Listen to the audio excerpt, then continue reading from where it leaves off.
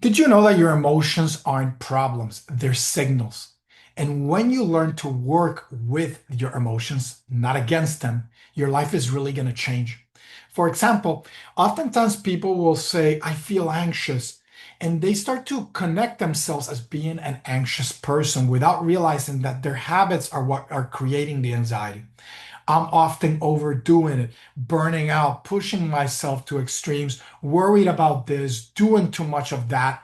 And all of a sudden, my brain is constantly in a state that it's having to cue you with chemistry that I call anxiety. And what that then is telling me is that I'm doing something wrong, that I need to pause and take a break. Because remember, your emotions are like an amplifier. They can really amplify your inner power. However, if I don't have the right relationship, if I don't turn them on with care, with balance, what it does is going to burn precious energy and it's going to impact my focus, my health, and my calmness. So, in this video today, we're going to do another little brain hack. Let me open a quick presentation here where we're going to learn how to go about mastering our emotions without suppressing them, without suppressing your emotions. Remember, your emotions can be very powerful. Again, if you like the video, please subscribe, drop a like, share it with somebody you think will benefit that maybe is struggling with their emotions, struggles a lot with anxiety. I think I can definitely, this video will help them, as well as Zen Brain Academy that I'll talk about later. You can get access for free for 2 weeks. All right. So the limbic system is an area of your nervous system that generates emotional impulses, fear, anger, frustration, etc. These emotions can be very powerful, very instinctual. They're those survival-based emotions. And that's why when we're overdoing an overdrive and we're in a stress state, we're going to trigger the fight or flight response, the survival side, the sympathetic. The prefrontal cortex is that area behind your frontal lobe that regulates these impulses. It has a top-down effect where it can inhibit areas of your nervous system that are more emotional. When these two systems are synchronized, then I can be emotional. I can dial up with clarity. I can enhance my creativity, not my reactivity. I can make better decisions and have more resilience, especially stress resilience. Emotions then become data. I feel an emotion. I'm not swept by it. I don't identify with it. But what I do instead is I use it as information to tell me, hey, I need to take a break. I need to pause. What did Dr. Ramos teach me I could do in this moment to be able to feel better?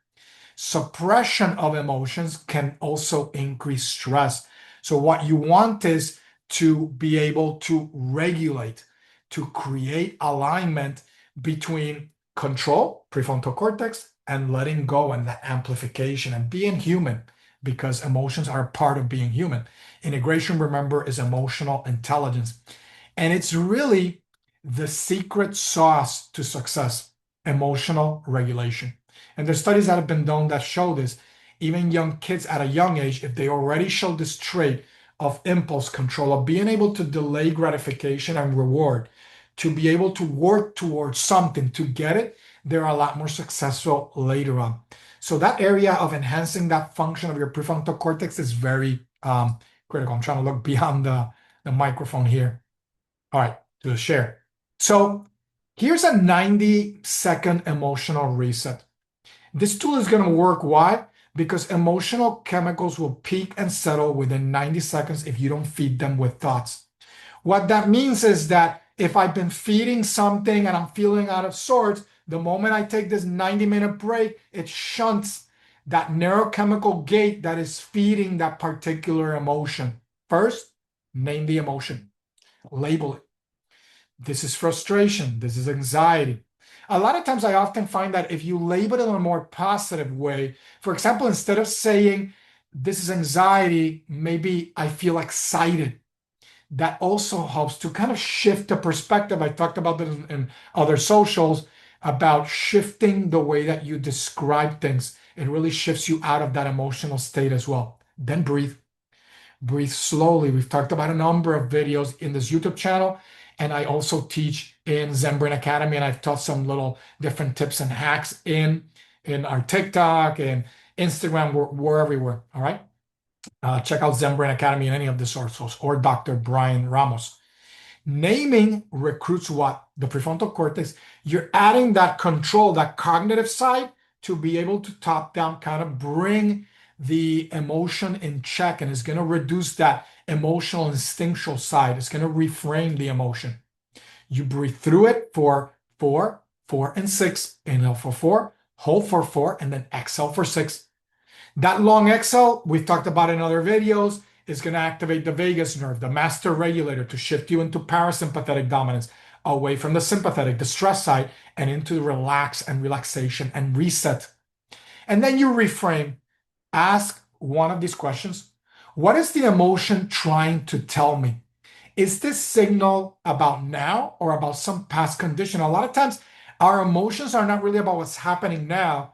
It's something that we are predetermined almost to do because we've been doing it for years or decades. And then, what's the next step? What can I do to get myself out of this? So as you do the breathing, you get yourself calm, and then you do some reframing and evaluation to be able to determine how you can better apply that moment or that emotion or what have you. All right. So emotional mastery is not about avoiding feelings. It's about understanding them, about learning to use your feelings and use them to your advantage. And then again, inside Zen Brain Academy, we can teach you the neuroscience and the practice that will help you to regulate those emotions, build stress resilience, and stay grounded even when under pressure. The link is at zenbrain.academy. You can try it out for free.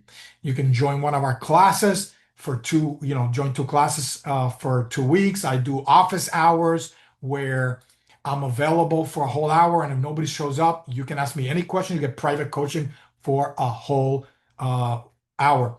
And we just launched this, so there's not that many members. And you can really be able to get a lot of value out of it, even in those 2 weeks if you want to try for free. All right.